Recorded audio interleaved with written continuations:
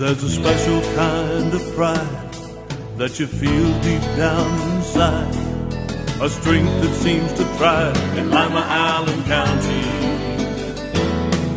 The American way of life, to get in gear and do what's right. An unbreakable forthright link called real American strength. Lima, Allen County, real American strength.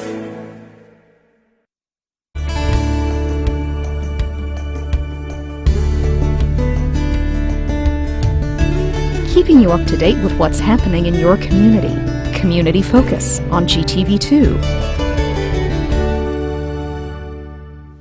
Thanks for joining us today on Community Focus. I'm Ann Decker, and I'm pleased to welcome not just to our studio, but to the Lima community, Major Jeff Stacey, who is the new major at the Salvation Army. Thanks for joining us today. And thank you for having me. You're welcome. Why don't you introduce yourself to the folks and tell us a little bit about who you are and where you came from. I'm Major Jeff Stacey. I'm with the Salvation Army. Been an officer of the Salvation Army for approximately 16, 17 years now. We went into the training in the late 90s and been doing the work of God ever since. Well, welcome to Lima. It's good to have you here.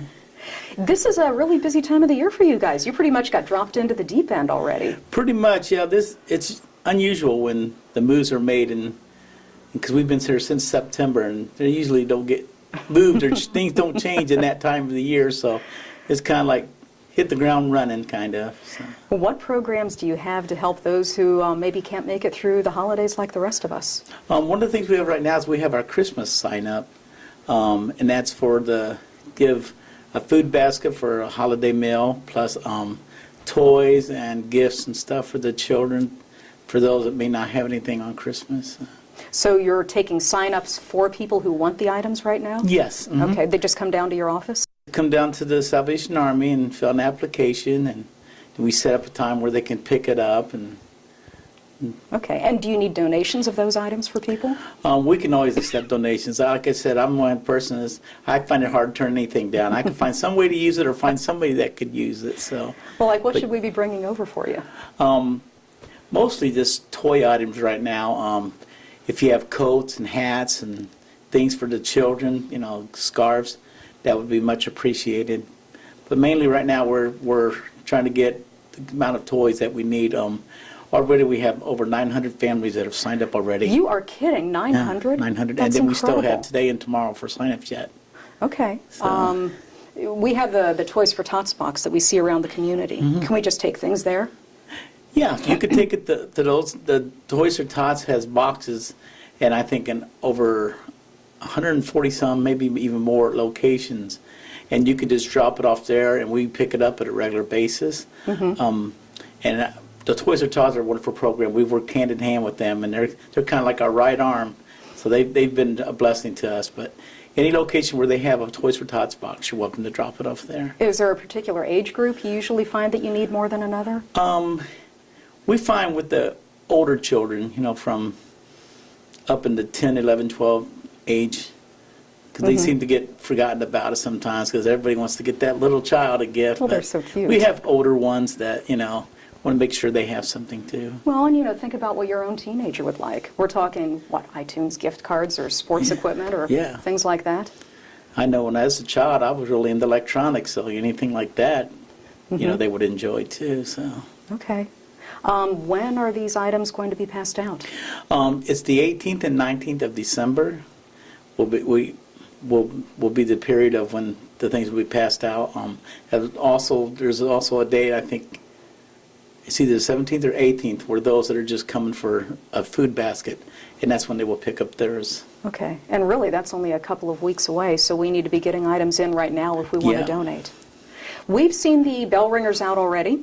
How much are you hoping to raise this year? Our goal was $120,000 for the year, and when they say $120,000, but that money not only goes for helping us do our Christmas stuff that we do, but also helps to maintain what we do throughout the year, the programs and running the Salvation Army. So this is kind of like our main fundraising campaign, so to speak. So. And that really does help fund activities throughout the year. So if you run short here, you know, it's not just the Christmas programs that are hurt, but you have families who need help in the middle of the summer, too. Yeah, and that's usually when and I'm sure with most agencies, usually when we hit that summer stride, you know, it starts to get a little tight and you kind of get a little edgy, but you know, we do what we can with what we have. So be generous when you see the kettles out in the community. Do you need bell ringers? We can always use help. I mean, right after Thanksgiving, we will have the Walmart stores, the Sam's, and a couple other businesses that will be joining and letting us ring, and we'll be need people to cover them also. Okay, it's a great project for school group, church group, service clubs. That's one of the things we've also been trying to push is for other groups, churches, you know, any kind of civic group to say, you know, if you want a project, you know, come stand for the Salvation Army, and we'll be glad to have you. Well, I would think even for some of those big families, if you're looking for a family project, what a great thing to do for the holidays. Yeah, Take a day and just ring. One of the most special memories I have is a gentleman that one of the corps we used to be at, where he wanted to teach his children about truly giving. And every year, him and his children would stand the kettles. And every year we would give out a certificate saying, thank you for standing the kettles with us. Well, he placed it on the Christmas tree, and on Christmas Day, him and his children opened it, and his daughter started to cry, and his dad asked, why are you crying? She says, this really shows that I really did help somebody. So even the little children get it to show, you know, how much it means to give. So that's nice. A special memory to me. What else do you have going on over the next few weeks? Pretty much just the kettles, getting things ready for Christmas. I mean, we got a lot of toys, the pack, and a lot of things to get ready for the Christmas season. Okay. And if people want to help, what's the best way to do that? If they want to drop stuff off, donate money, what? If you want to call us to help out, you know, just call the Salvation Army or come down. We can always use help. We can always use the donations. I mean, we will accept toys, clothing, monetary. Like I said, I don't turn down any kind of help. I mean, the community helps us, so we can help others, and that's our job. So. Okay. Well, what's your phone number? My number is 419-224-9055. Okay, and you're located right there on Market Street across from Lima Senior. East Market Street, 614 East Market Street, right across from the high school, yeah. Okay, well, I will let you get going and get back to your busy time, but thank you for coming in today. All We right, appreciate it. thank you for having me. You're welcome. Major Jeff Stacey from the Salvation Army. When we come back, we'll tell you how you can participate in a housing survey right after this on GTV2. We're not doing well, Allen County. Almost 70% of our adults are overweight. And close to 40% of our children. We eat the wrong foods. We smoke too much. We don't exercise nearly enough. We can do better. We can do better.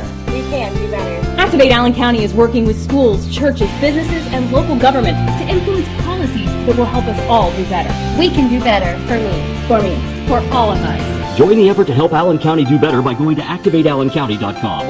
Paid for with funding through a grant from the Centers for Disease Control and Prevention. Let's all do our part to keep the Ottawa River clean and healthy. Clean trash and debris from storm drains to keep them from being washed into the river. Your actions matter. Reduce, recycle, reuse. Allied Waste Services in the City of Lima encourage you to live green by recycling all that you can. Recycling promotes green living by reducing the amount of waste materials buried in landfills. This saves money, natural resources, and energy. Keep our environment healthy and start recycling today. Allied Waste Services is committed to a clean environment. Contact us today for your recycling needs. Visit our website, republicservicesohio.com, to learn more about recycling today.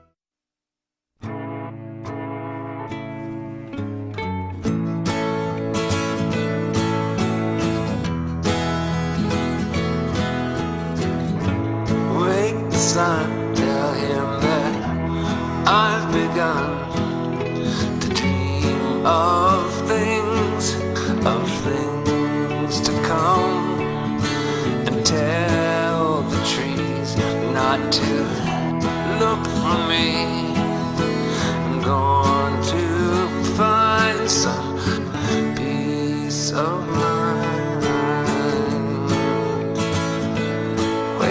sun, wake the sun, wake the sun, wake the sun.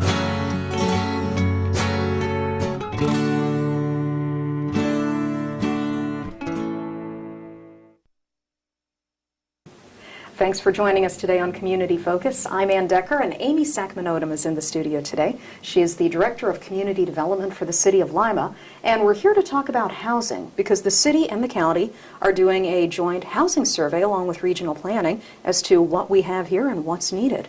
That's right, Ann. Every year when the county and the city apply for federal funds, they ask questions about the condition of housing in Lima and Allen County and what the needs are. This year, there's been a very large effort involving most of the housing providers in the county under the direction and a very helpful skill base of the Lima-Allen County Regional Planning Commission.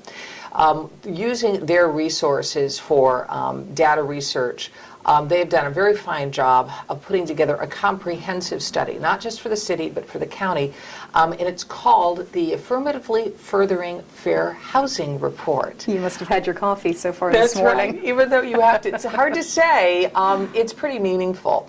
In the past, a fair housing report was requested, which really just looked at were there violations of fair housing law, meaning were there discrimination against persons for race, nationality, family status. But now they're really looking at what is the availability of housing because it's so important to so many other things. The quality of education will, the quality of housing does affect education. It does affect access to employment. It affects health. And this is a new perspective that the federal government is taking on housing issues, and we've been asked to give it some serious consideration in Allen County. What are you finding so far?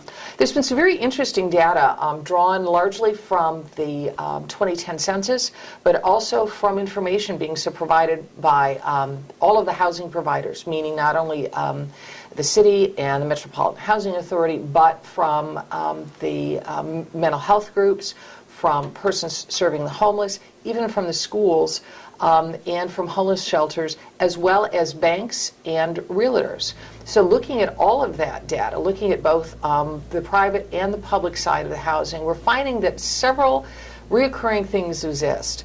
In Allen County, one of the greatest needs is continuing to find housing for homeless families. I would think that's obvious. Yes, because there really aren't many shelters available for families to keep them intact. There is a need for quality housing for seniors.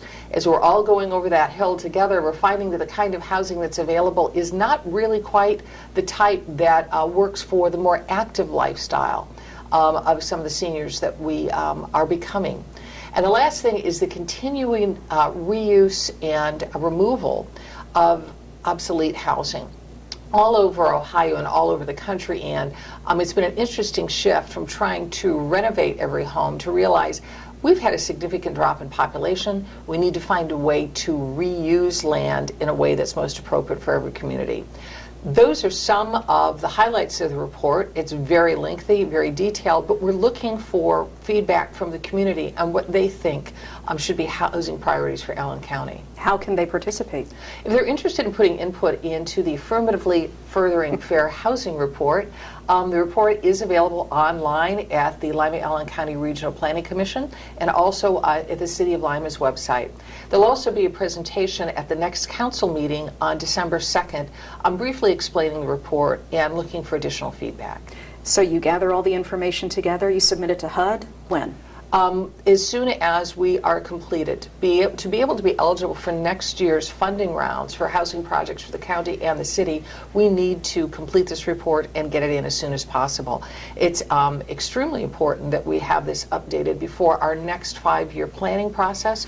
We're a bit ahead of the curve, but because there have been changes in the way we do this report, we decided we would get a jump on it early and begin this process now. Good for you. So we get the report done, we find out where our gaps are in our community, and then what? Do we take action on it? I think it provides a really excellent opportunity for the partnership that's outlined, even in the process of developing this report, working with realtors, working with bankers, working with the private and the public community. I think we can begin to target both within the city and in the county what kinds of housing projects will really help stabilize population, give them access to education, give them access to jobs, and really make housing more than just a home. It's really about improving the entire quality and fabric of a community. Well, it's certainly an ambitious plan. Again, if people want to participate and give their input on housing in our community, where do they do that? Again, they can go to the Lima-Allen County Regional Planning website or the City of Lima's website to view the report and have an opportunity to leave their comment. All right. We appreciate you coming in today. Thank you, Ann. You're welcome. Amy Odum from the City of Lima. When we come back, we'll tell you all about the Christmas Tree Festival right after this on GTV2. Help keep the youth of Lima safe by donating to Lima Safety City today. Hello, I'm Chuck Eichelberger from the Lima Noon Optimist Club. Safety City is a very important part of the Lima community. The Optimist Club is renovating Safety City and it needs your help. Donations can be made by going to the website limasafetycity.org. You can also send a donation to Lima Noon Optimist Club, P.O. Box 428, Lima, Ohio 45802. Help keep the youth of Lima safe by donating to Safety City today. My joints ached and I was always tired. I was always cold, I couldn't concentrate, and my body hurt all over. My doctor told me I had lupus. Women of childbearing age, and especially African American women, are at higher risk. If you suspect that you have lupus, you should contact your doctor. You're invited to attend the local lupus support group meetings on the second Thursday of each month at 1 o'clock at Lima Towers. For further information, go to connectedhands.org. Come and discover Art Space Lima right here in downtown Lima. We're a world-class art gallery featuring works by local, regional, and national artists throughout the year. Beautiful works of art of all kinds, traditional and contemporary paintings, photographs, ceramics, and sculpture. Come and shop the beautiful and unique items for sale in the gift shop. We offer workshops taught by award-winning instructors so you and your kids can explore your creative side. Come and see what you've been missing. Discover Art Space Lima today.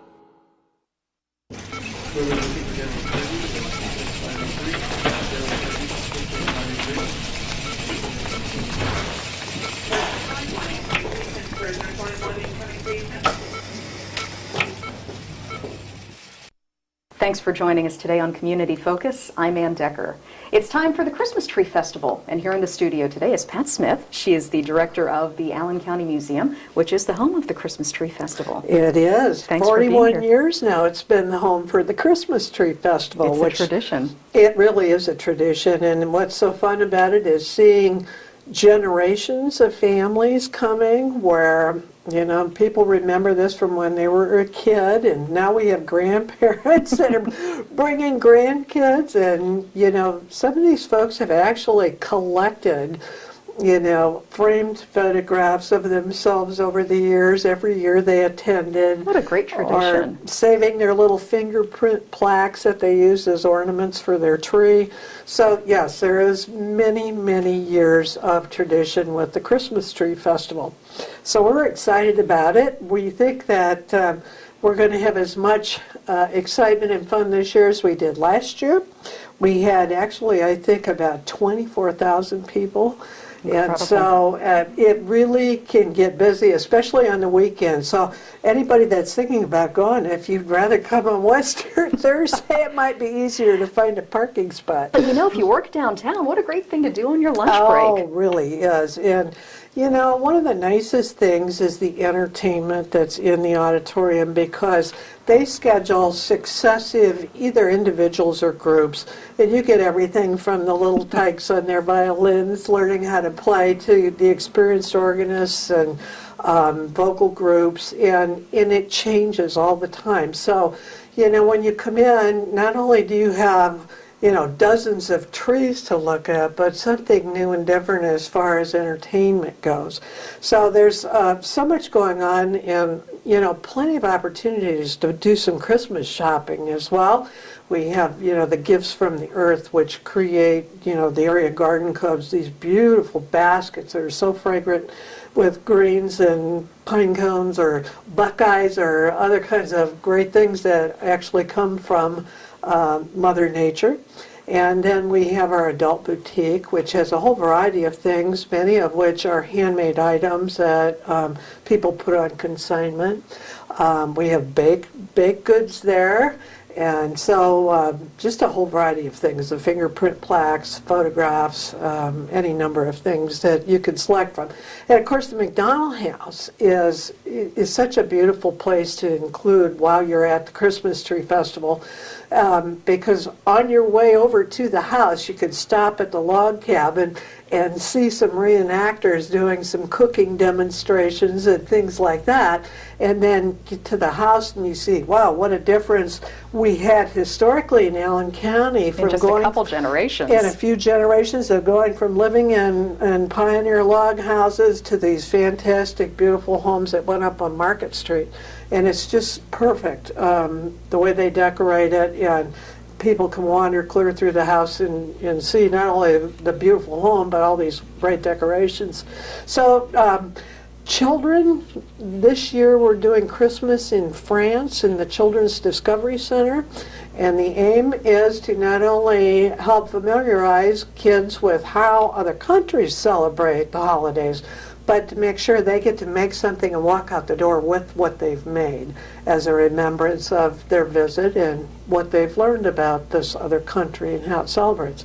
So, so many things going on. We have some demonstrators this year that'll be there over the weekend. We'll have people demonstrating quilting and wood carving, and some ladies that work on making rugs through rug hooking.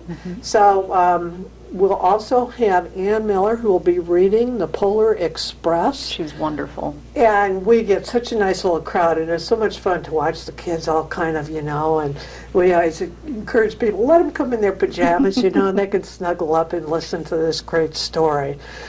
So, and you can check our website if you want to look at specific times or call the museum to see if we have things scheduled at specific times. Many of these activities just go on all day long. But this year, because we were so busy last year, we decided to extend our hours on Sunday this year. And we're going to be open from 12 to 6.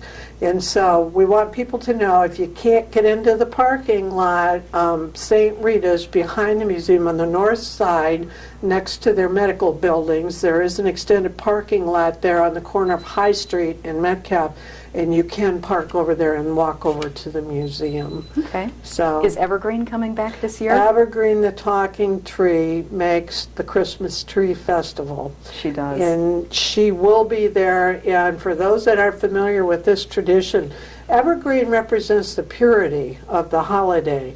And she's a totally undecorated, unadorned live tree that the kids can actually kind of go into this special area by our general store and have a little conversation with Evergreen. I see as many adults talking to her as I do kids. Well, she's interesting to talk to, especially about where she comes from and talking about living out in, nature and in the forest and what it's like to live there, and where she's going to return to when she's finished being at the Christmas Tree Festival. And she shares just all kinds of fun, interesting things and secrets too. So sometimes the kids have special things they want to tell her they don't want to tell anybody else. So she makes the Christmas Trees Festival really the most unique thing about this as a Christmas event. So how many trees do you have decorated this year? I think we're expecting about 90. That's a bunch. They come from all different organizations. Sometimes individuals would like to submit one, but we have a lot of scout troops or nursing homes sometimes, or other kinds of facilities that want to submit a tree, and they do decorate according to a theme, which is usually pretty general. but it gives them an opportunity many times to sort of express what their organization is through their decorating. So, for example, like red hat ladies, they'll decorate Their a tree tree's with always lots colorful. of red hats or something like that. Whereas other ones, if it's something specifically maybe where they do something for children as far as a social support, they'll maybe have things related to kids like mittens and hats and whatever, something that kind of relates a little about themselves as well as the theme. And so that makes it fun. And some of these people are so creative. I mean, they just come up with amazing ideas. So it really is neat to come in, and even if you're looking for decorating ideas for your own tree, to get some sense of how these folks took up the challenge and came up with something unique. Can we vote again on our favorites? You can. It's no real prize. It's more of a People's Choice Award. But that's always a lot of fun to see how people respond to the trees. And so we like doing that, and you can have that opportunity to say, yep, this was my favorite one, and sign on and put it in a box, and then we calculate who is the winner for each year. Great. Let's get to specifics. Days, times, admission.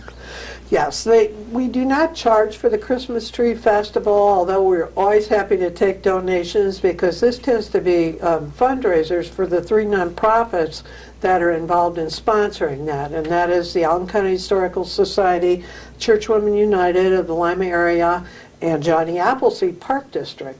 And so any contributions we get, those are divided. The festival this year starts on Wednesday, December the 4th, and we'll have sort of a ribbon cutting kickoff at 9:45 in the morning, and that's a Wednesday. And then that day and Thursday, it's from 10 to 5. Friday will be open from 10 until 8 p.m. So people that work and have problems getting there can come in the evening and also see how beautiful the house looks at night when it's all aglow. And then Saturday it's back to 10 to 5, and then Sunday it's 12 to 6. Okay. So again, check our website. All this information is there, or just call the museum at 419-222-9426. On a related note, you can actually have dinner at the McDonald House the following week. That's right. We are celebrating our holiday dinners at the McDonald House on the weekend of the 13th, 14th. And actually, unfortunately, Friday night is sold out. But we do still have openings for Saturday evening. And if you've never attended one of these dinners, you're missing something. It is so unique to sit in a house that was built in 1893 and has been pretty much perfectly preserved. And beautifully decorated. And just gorgeous in that environment. And they're going to have dulcimer players this year as background music. But the dinners are $45. And they start at 6:45, I believe it's 6:30 maybe. And again, that information's on our website, or you can call us. But they have hors d'oeuvres, wine, spice cider, that kind of thing. And then dinner served at 7 o'clock. And it's just an opportunity to get together with friends and just celebrate that sort of an environment in a truly traditional, old-fashioned Christmas environment. So it's very unique, and if you'll meet new friends while you're there too. I highly recommend it, and really, if you're at all interested, call now, because if you wait, you won't get in. That's right. They fill up very, very quickly, and we don't do extensive advertising because of that, because we don't want people to get disappointed, but as I said, we do still have openings for Saturday night. So yes, if you're hearing this, call the museum, ask for Donna, and she'll get you set up. Okay, and your phone number is? 419-222-9426. And the web address? The web address is allencountymuseum.org. What could be simpler? Right. Pat, thanks for coming in today. Thanks, Ann. You're welcome. Pat Smith from the Allen County Museum. I'm Ann Decker, and this is Community Focus on GTV2. Lima City Council has recently amended the city's vicious dog ordinance to deal with potential problems concerning dangerous dogs in the public. The ordinance is comprehensive. However, here are some key elements that all dog owners and their neighbors should be aware of. Any dog that is considered a breed of pit bull is considered a vicious dog regardless of its temperament. A vicious dog is any dog that attacks, bites, or causes injury to a person or domestic animal with or without provocation. Not under control of the owner and secure with a muzzle and a leash of 6 feet or less in length, all vicious dogs must be confined when outside in a pen with a secured top and bottom, or with the sides of the pen embedded at least 1 foot deep into the ground.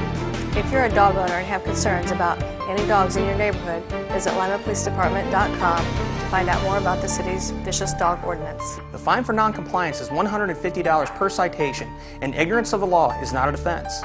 If there's an emergency situation, call local law enforcement for immediate assistance.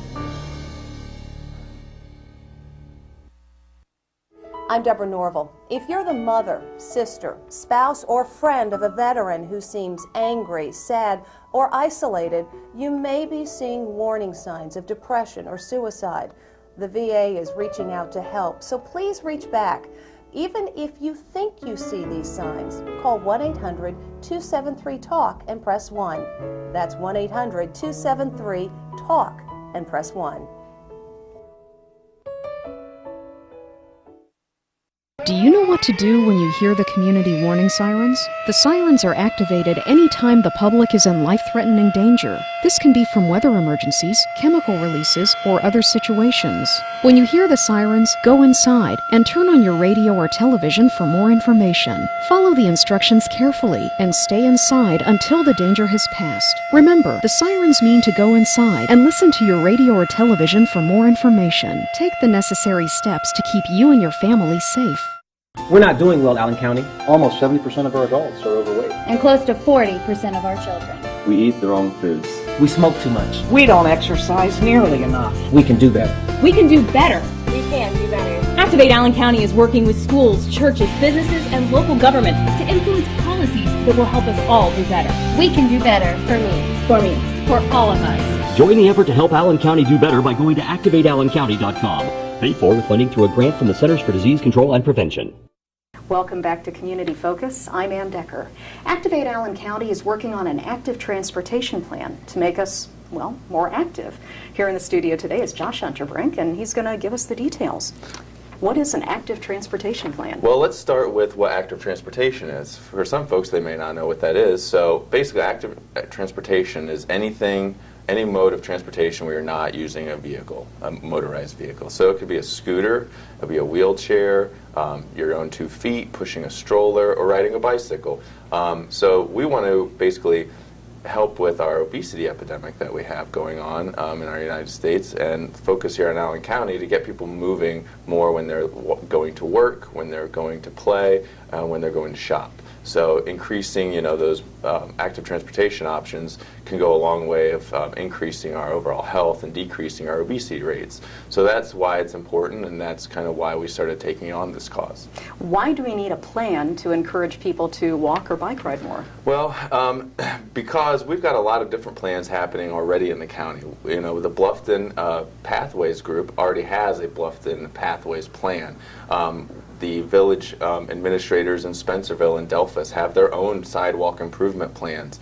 The city of Lima, our engineers for the city have their own sidewalk improvement plans. And then you've got regional planning, which is looking at a whole nother system of transportation. So trying to get all of those groups that are doing things for our transportation in our county to work together, to share information, and to kind of bring all of that together into one master plan, so when we're looking at 10 years down the line, when we're looking at different improvement projects, that we can take those people that are using active transportation into consideration to make sure that those folks that are using wheelchairs, walking, biking, have the same opportunities as those that are driving in cars. So are you looking for more sidewalks, extensions of the bikeway, or what? It's a combination of all of those things, and it's improved signage. Maybe it's a wayfinding signage from, let's say, Bluffton, or the University in Bluffton to the coffee shop downtown.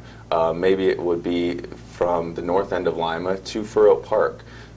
Maybe it would be from Lima to Delphus. So there is a safe marked way for people to get to where they need to go. So often, too, you can't really get from the neighborhood to the bikeway. Well, and that's the problem, yeah. So we get a lot of people that have told us, well, I live, let's say, in near Furrow Park in Lima, and I like to ride on the west side of town. Well, I have no safe way to get out of town west. So trying to look at those underused roads, maybe it will be off street paths where we'll have to create a path like we have with our river walk, or it may be, increased width of the road where they can actually put a bike lane right with the car lane.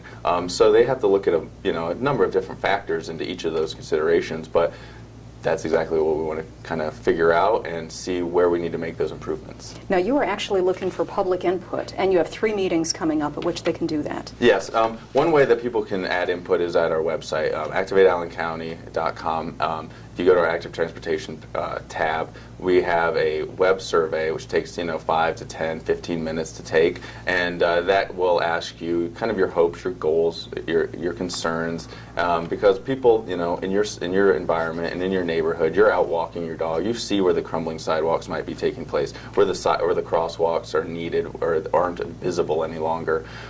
So we're asking for people to take that survey, tell us what they think, what we should include in our plan, and they can do that on our website from the comfort of home. And then right after you take our web survey, we have an interactive map, which you can actually look at those intersections between, different crosswalks, and then even in between Delphus and Spencerville and Lima and Delphus and Lima and Bluffton and Lima, and see which connecting routes we're looking at, and where we might be putting signage, where we might be recommending that there's additional paths, and you can give a thumbs up, a thumbs down, or add a comment onto those proposed changes. But for those folks that maybe don't have access to the internet, or would just like to do it the old-fashioned way with pen and paper, then you can come to one of our 3 workshops. And we have those coming up in early December. We have one Monday, December 9th, and that'll be at the Cairo Community Center in Cairo, Ohio. That'll take place at 6 p.m. And then on Tuesday, December 10th at 4:30 p.m., we have one here in Lima at Health Partners of Western Ohio at their health center on 8th Street. And then on Thursday, December 12th, we have one at 3 p.m. at Allen East High School. So we're trying to have those workshops in different areas of the county. We also had 3 kickoff workshops, one of which was in Delphus, one in Bluffton, and one in Spencerville. And as well as we had a bike and pedestrian task force kickoff meeting here in Lima. So we're trying to get some input from all over the county. We're working with the engineers, the planners, the folks that do know a lot of this, but we need the community to step up to the table and let us know their opinions and what they'd like to see too. So there's a lot of different ways for them to let their voices be heard. You've certainly gathered all the different partnerships together. Yeah. When you do get all the input and you find out what people want, then what? So then they got to look and prioritize. I mean, we can put up a big wish list, but the realities and the finances of the real world start coming into play then. So we have to look at identifying funding sources for said project. So let's say we want a new crosswalk with lights by a certain school, then we've got to look at how are we going to pay for that, how is it going to be maintained, and which of those projects are of the most importance in the immediate future, and what may be able to be scaled out and budgeted down the line a little bit further. So there'll be some steps, with that kind of budgeting, as well as pulling our TAG group together and pulling all of those different plans together, making one finalized plan that is a roadmap for all future projects. And then we hope that the different government agencies will use that plan and make it come to fruition. Wonderful. Give us the dates, times, and places one more time for the meetings. All right, so Monday, December 10th, or December 9th, at 6 p.m. is at the Cairo Community Center, and that's on Wall Street in Cairo. And then on Tuesday, December 10th at 4:30, we have one at Health Partners of West Central Ohio at their 8th Street Clinic. And then we have one on December 12th at 3 p.m. at Allen East High School. Okay. And if you have any questions, you can call our office at 419-221-5035 or visit our website at www.activateallencounty.com and get all that information as well. Wonderful. We appreciate you coming in today. Thanks for having me. You're welcome. Josh Unterbrink from Activate Allen County. I'm Ann Decker, and this is Community Focus on GTV2.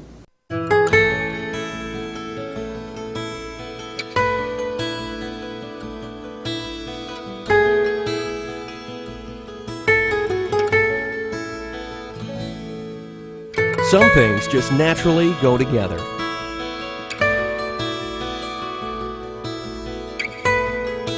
Other things don't mix. Please, don't drink and drive.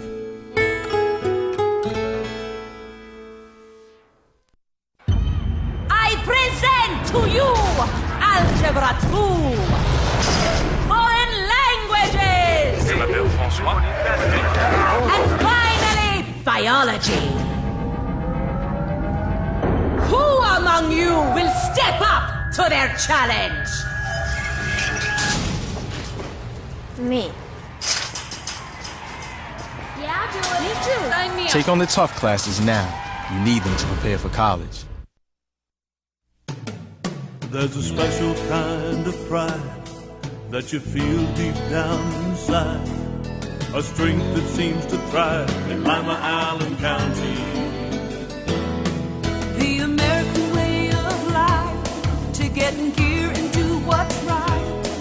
An unbreakable forthright link called Real American Strength. Lima, Allen County, Real American Strength.